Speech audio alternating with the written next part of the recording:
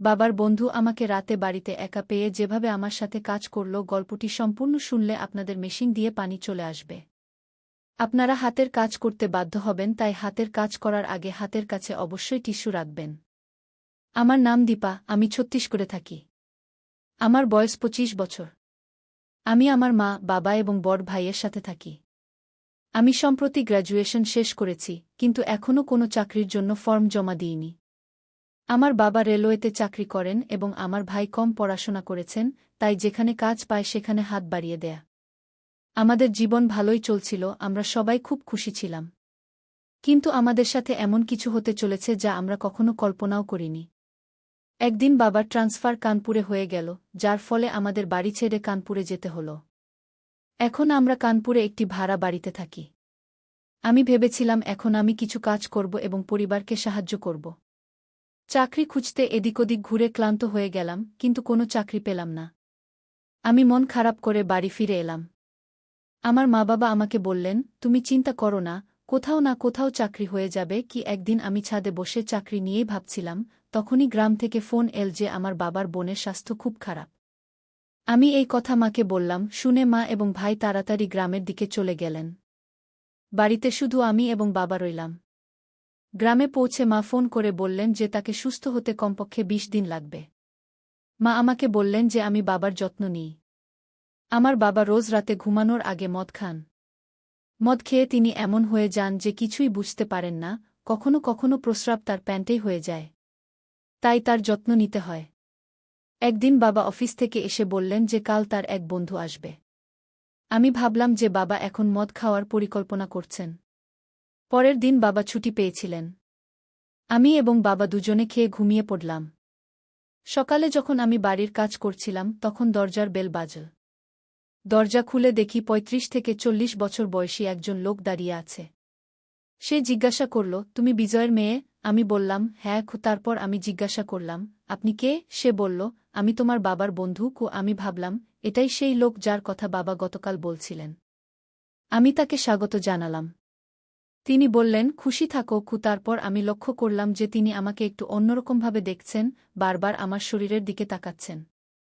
আমি ভাবলাম যে তিনি হয়তো এমনিই দেখছেন, তাই আমি বেশি মনোযোগ দিলাম না। ঠিক তখনই বাবা এসে বললেন, স্বাগতম। দুজনে গলা জড়িয়ে ধরলেন। তাদের দেখে আমারও ভালো লাগল। বাবা আমাকে বললেন, দীপা, চা বানিয়ে নিয়ে আসো। আমি চা বানাতে চলে গেলাম। তারা দুজনে কথা বলতে লাগলেন। চা বানিয়ে এনে দেখি দুজনে হাসছেন। আমি প্রথমে বাবাকে চা দিলাম, তারপর তার বন্ধুকে চা দিতে গিয়ে দেখলাম যে তিনি আবার আমার বুকের দিকে তাকাচ্ছেন। তারপর তিনি বললেন, বিজয়, তোমার মেয়ে তো অনেক বড় হয়ে গেছে। তার বয়স কত? বাবা বললেন, তার বয়স 25 বছর। তার বন্ধু বললেন, শীঘ্রই তার বিয়ে দিয়ে দাও।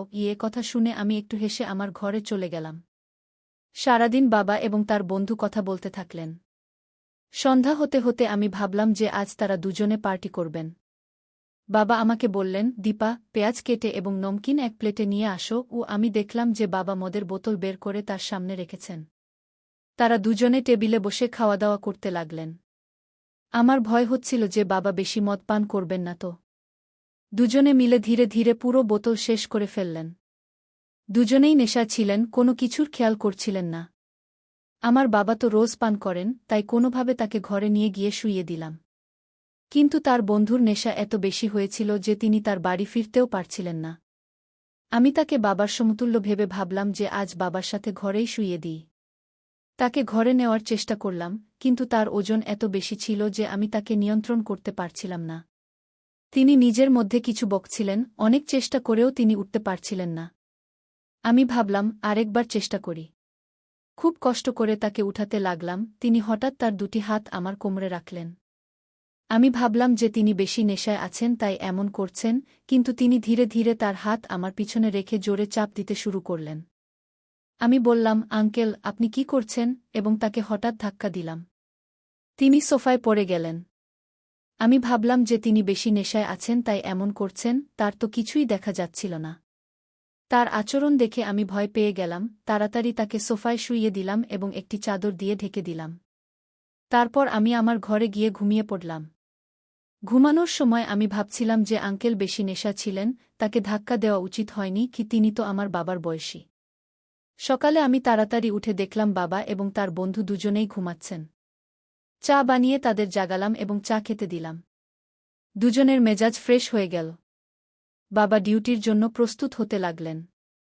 তিনি আমাকে বললেন, যাও, নাস্তা বানিয়ে নিয়ে আসো। ও আমি নাস্তা বানিয়ে নিয়ে আসতেই দেখলাম বাবার বন্ধু বারবার আমার বুকের দিকে তাকাচ্ছেন। আমি বুঝতে পারছিলাম না কেন তিনি এমন করছেন। আমি আমার দৃষ্টি নিচে নামিয়ে নিলাম। হঠাৎ ফোন বেজে উঠল। কল করেছিল আমার ভাই। সে বলল, মা এবং বুয়া দুজনেরই স্বাস্থ্য খারাপ হয়ে গেছে। তোমাকে তাড়াতাড়ি গ্রামে আসতে হবে। আমি বাবাকে বললাম। বাবা বললেন, তুই এখানেই থাক। আমি একা গ্রামে যাব? আমি বললাম, বাবা, আমি একা এখানে কিভাবে থাকব? আমি একটা মেয়ে, আমার ভয় লাগছে। বাবা বললেন, তুমি ঘাবড়াবে না। আমার এই বন্ধুর ছুটি আছে। তাকেও একটা রুমের দরকার। যতক্ষণ আমি গ্রাম থেকে ফিরে না আসি সে এখানেই থাকবে। বাবার বন্ধু বললেন, ঠিক আছে। বাবা বললেন, আমার কোনো রকমের সমস্যা যেন না হয়। আমার মেয়ের দিকে খেয়াল রাখবে। বাবার বন্ধু বললেন, বিজয়, তুমি ফিকির করো না। আমি তোমার মেয়েকে আমার মেয়ের মতো দেখভাল করব। এরপর বাবা গ্রামে চলে গেলেন। বাড়িতে শুধু আমি এবং বাবার বন্ধু রইলাম। আমি সেই আঙ্কেলকে বললাম, আমি খানা বানাতে যাচ্ছি। তারপর আমরা দুজন এক জায়গায় বসে খাব। আঙ্কেল বললেন, ঠিক আছে। আমি খানা বানিয়ে নিয়ে এলাম এবং আমরা দুজন বসে খেতে লাগলাম। খাওয়ার সময় আঙ্কেল বারবার আমার দিকে তাকাচ্ছিলেন। তিনি বললেন, দীপা বেটি, তুমি খুব সুন্দর লাগছো। আমি ধন্যবাদ দিলাম। তারপর আমি বললাম, আঙ্কেল, আপনি কাল রাতে অনেক বেশি মদ খেয়েছিলেন। তিনি হেসে বললেন, দীপা, আজ থেকে একটু কম খাব। কিছুক্ষণ পর সন্ধ্যা হয়ে গেল। আঙ্কেল বললেন, দীপা, আমার জন্য এক প্লেটে পেঁয়াজ আর নমকিন নিয়ে আসো। আমি বুঝে গেলাম আঙ্কেল আবার মদ খাওয়ার মনস্থ করেছেন। বাবার মতোই এদেরও রোজ রাতে মদ খাওয়ার অভ্যাস হয়ে গেছে। আমি নমকিন আর পেঁয়াজ নিয়ে এসে দিলাম।